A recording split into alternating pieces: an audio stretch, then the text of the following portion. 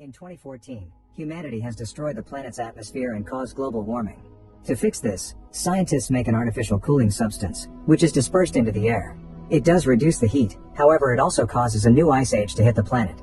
Fortunately, a genius scientist named Wilford has built a train powered by a perpetual engine that will continuously travel around the globe.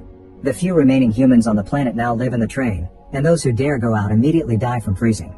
Unfortunately, classism also exists in this small society, and the train cars are organized accordingly. Upper classes at the front, economy classes at the back, and the poor people in the tail section.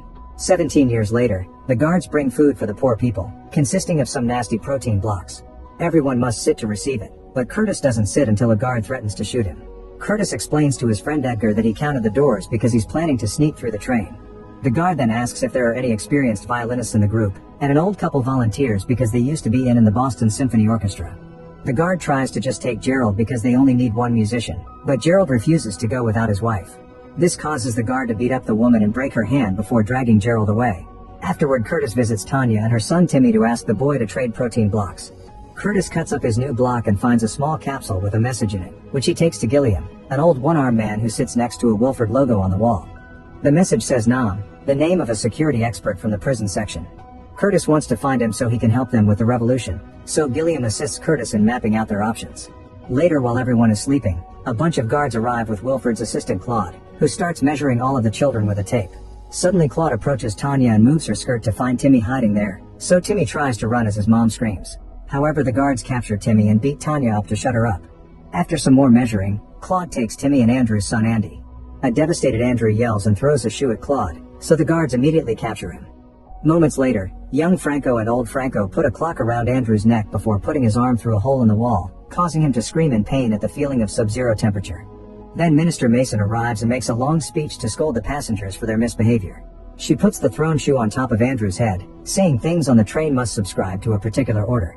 Next, Mason calls Wilford on a phone to make him offer a speech too, but he doesn't answer.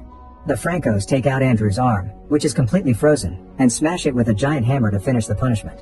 For the following few days, the poor people begin working hard on putting things together to make a tool that will help with the revolution. Curtis also obtains some chronol, which are small blocks of industrial waste used by addicts to get a kick, but they're also highly flammable.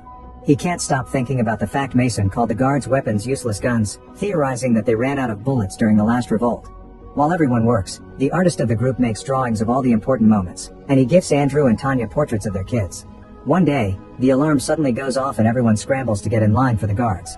Their device is ready, so to create a distraction, they start yelling in protest of the protein blocks. A guard grabs an old man and threatens to shoot him, so Curtis runs forward and puts the gun on his own head instead. When the guard pulls the trigger, nothing happens, so Edgar yells that the guns have no bullets and chaos breaks out. The device turns out to be a giant train of pipes on wheels, which the group starts pushing through the next compartments with Curtis riding on top of it. A huge fight breaks out between the guards and the rebels, but without the guns, the rebels easily overpower them. Suddenly, a huge guard tries to block their way, however Gray jumps on top of him and quickly kills him, stealing his keys in the process. Afterward, the rebels easily reach the prison car, where cells are actually compartments on the walls. Using the keys, they manage to release the security expert Nam, who looks rather dazed because he's an addict. After grabbing a translating device from the wall, Curtis explains he needs help getting through the doors in the following cars, and he can pay Nam with chronol. As he thinks about it, Nam smokes a cigarette, which shocks everyone because cigarettes haven't been available for over 10 years. The little Chan takes the chance to steal Nam's matches. After lots of thinking, Nam throws the cigarette and everyone starts fighting over it, but Nam also joins the fight until Curtis pulls him out of it. Nam reveals he took the keys and opens another compartment containing his daughter Yona, who is also an addict. Nam agrees to help if both of them get chronol for each door. Curtis accepts the deal, so Nam starts working on the door's wires. After Yona announces there's no one on the other side, Nam opens the door and the group confirms it's empty. Someone opens the windows and everyone is shocked to see the sunlight again after almost 2 decades. The world outside is covered in snow and every city is completely frozen. Then Nam begins working on the next door and Yona says he's running right before it opens. The group is surprised to see Paul, a previous member of their group who is now jumping around like a maniac. He didn't used to be like that, so they look around and notice these are the machines that make the protein blocks. Paul was brought here to make the blocks alone, which has driven him crazy. Curtis looks inside a machine, only to be horrified to discover that the ingredients for making the protein blocks are cockroaches. Suddenly he finds another capsule on the floor and asks Paul about it, but he doesn't know who sends them, he just puts them in the food. Gilliam opens it and finds the word water, so Paul tells them the water supply is a few cars up. If they control the water, they can control the negotiation. While Nam works on opening the next door, Curtis chats with Yona and learns that she was born on the train. Curtis comes from the outside but doesn't remember anything before the train. Curtis also wonders if Yona's clairvoyant, causing her to look at the door and yell, "Don't open it." Unfortunately, it's too late. The door opens and reveals a room full of masked men armed with axes. As a threat, they hold up a fish and gut it. The rebels aren't intimidated and run forward, causing a chaotic fight to start. Both sides quickly begin losing people as they kill each other without mercy, splattering blood all over the car. Edgar and Curtis try to advance through the crow as they kill lots of masked men, but suddenly Curtis slips on the fish. A man tries to kill him when he's down, but Edgar jumps to kill him first just in time. At the front of the car there are even more masked men and a few guards, who announce they're about to cross a bridge. Then the men begin counting down, and when the train reaches the bridge, they yell Happy New Year. Unfortunately, since last year, several banks of ice have formed on the bridge. The train shakes like crazy as it goes through them, causing everyone to fall to the ground except for Yona and Nam, who look out the window to check on the cliffs below. Eventually a guard announces that they've crossed the bridge and everyone stands up to fight again, only to be interrupted when Mason and the Francos enter the car. She scolds the rebels for being ungrateful for the shelter and food that Wilford has been giving him all these years and informs them that 74% of them will be killed. A furious Curtis throws an axe at her face, but it gets blocked. Suddenly Mason holds up binoculars and her men put on special masks, so Yona explains to Curtis that there's a long tunnel coming up. The car goes dark as the train enters the tunnel, but the guards can still see thanks to their special masks.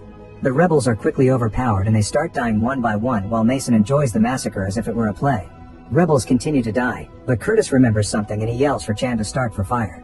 Chan uses the matches he stole to light up a torch, and soon he and Andrew are guiding a group of rebels with lots of torches that they bring into the dark car. With the help of the fire, the rebels get the upper hand again, and Gray grabs an officer to threaten to kill him if the enemy doesn't surrender.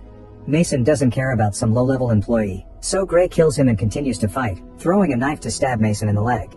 Curtis sees an opportunity and runs towards Mason, only to realize that young Franco has caught Edgar. For a second Curtis doesn't know what to do, but in the end he chooses the needs of the many and runs to capture Mason while Franco kills Edgar. As soon as Curtis grabs Mason, she orders everyone to stop fighting. Young Franco tries to kill Curtis, but Yona comes out of hiding and impales him with a metal rod. After the group captures old Franco, they wash the blood off in the next car, which has running water. Tanya and Andrew hurt Mason to make her talk, but Mason only knows that the children are taken to Wilford. Now it's Curtis' turn to threaten her, saying he can turn off the water supply. However, Mason laughs as she explains that the water comes from the front of the train. It's the snow and ice the train breaks as it moves. Curtis is ready to kill her, but Mason manages to convince him to take her with them because she can guarantee safe passage.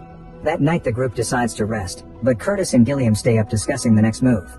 Gilliam doesn't like how many people have died already, so Curtis volunteers to keep going alone while Gilliam watches over the group and the prisoners. After looking at Curtis' arm scar, Gilliam accepts. The next morning, Curtis leaves with Andrew, Tanya, Nam, Gray, and Yona, always keeping a handcuffed Mason at the front. The first car they enter is a greenhouse, where fruits and vegetables are grown for the upper class. Nam gives Yona some dirt because she never touched it before, and she's surprised by the worms. The next car is a giant aquarium, and Mason offers the group to have sushi. In this train, fish are only eaten twice a year because they must maintain the balance of the ecological system. Mason tries to eat some sushi too, but Curtis stops her and makes her eat a protein block instead, enjoying her face because she knows what's in it. After passing through the butcher car, they find a classroom full of screaming children. Tanya and Andrew immediately ask for their kids using the drawings, but a boy only knows that they were taken further in the train. The teacher turns on a video full of propaganda that teaches the kids that Wilford is their merciful savior. The children absolutely love it and even cheer for their leader. Next, the teacher plays an instrument and sings a song that teaches the children they'll freeze and die if the train ever stops. At that moment, they pass by a spot in the landscape where 15 years ago, 7 people once tried to escape, and now their bodies are frozen statues in the snow.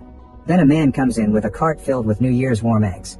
Both the children and the rebels grab eggs to eat while Gerald also shows up to play the violin for them. After Tanya notices how much Gerald has changed since he got this job, Curtis finds a capsule in the egg with a message that says blood. When the cart man reaches another car, both he and the teacher pull guns out of the piles of eggs to begin shooting. Everyone ducks for cover, but sadly the teacher kills Andrew before Gray ends her with a knife. Mason tries to shoot Curtis, but he kicks the gun out of her hand right as a live video appears on the classroom's TV. The cart man has killed all the rebels, and now old Franco can shoot Gilliam. A grieving Curtis gets his revenge by killing Mason. The group keeps going, and in the following few cars, they find the fancy people using all kinds of services like doctors, tailors, and a beauty salon. While they cross the dining room, Franco gets moving too and notices the train is turning in a way that his car and the one with the rebels are adjacent. Franco immediately opens fire and Curtis shoots back, missing all the shots until they both run out of bullets. While they reload, Nam sees a snowflake getting in through the bullet holes, which he considers a clue. Then Franco and Curtis shoot once more, but since this isn't going anywhere, they decide to move on. The group crosses a spa before reaching a sauna, where they hide in the stalls before Franco and 2 guards catch up to them. Franco opens a stall and kills a high-class passenger, then he kills the guard that calls him out for it. At that moment Gray jumps out to kill the other guard and stab Franco in the shoulder, so a fight ensues. As the 2 men struggle, Curtis comes out to shoot Franco, but he can't aim without hurting Gray. When Franco knocks Gray out, Curtis finally shoots, but Franco shoots back and hurts Curtis' arm. Tanya tries to attack Franco too, but he just shoots her down. Next Curtis starts fighting Franco hand to hand, and after lots of struggle, Franco knocks Curtis out. Then Franco tries to stab Curtis, only to be stopped by Gray. This time Franco overpowers him quickly and stabs him in the chest, killing him. When Franco opens another stall, he finds Nam hiding behind a woman, triggering yet another fight. As Nam pushes Franco down and begins strangling him, Yona comes out and grabs the knife to kill him. However, Nam doesn't want her to kill and makes him drop the knife, which is grabbed by an awakening Curtis to stab Franco in the side. Afterward, Curtis rushes to check on Tanya, who asks to see Timmy's drawing one last time before dying.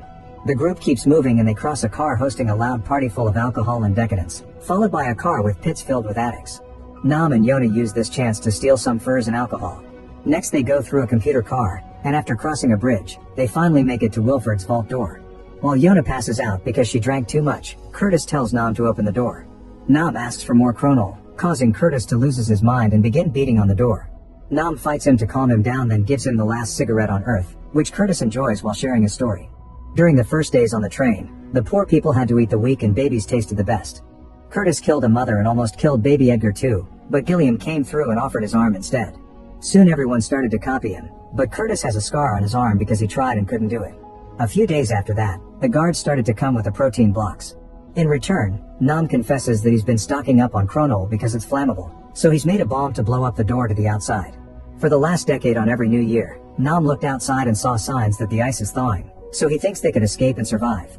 Suddenly the door opens and Claude comes out to shoot Nam and take his chronol bomb before telling Curtis that Wilford has invited him to dinner. Curtis comes inside and finally meets Wilford, who explains Curtis is the first person to have walked the total length of this train because he's never been to the back. Then Wilford talks about the importance of ecological balance, but since natural selection would have taken too long, years ago he made a plan. It turns out he and Gilliam have been working together all along and they designed fake revolutions that brought the population down.